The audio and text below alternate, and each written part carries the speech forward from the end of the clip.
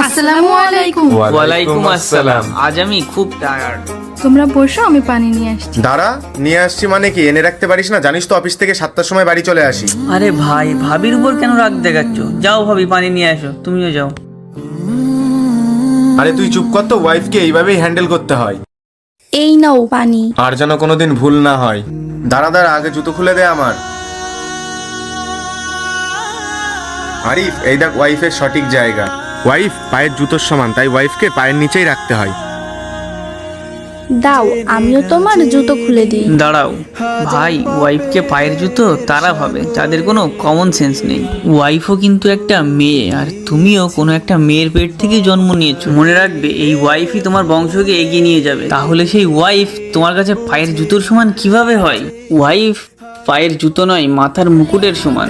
তোমার জায়গা এখানে নয়, তোমার জায়গা এইখানে।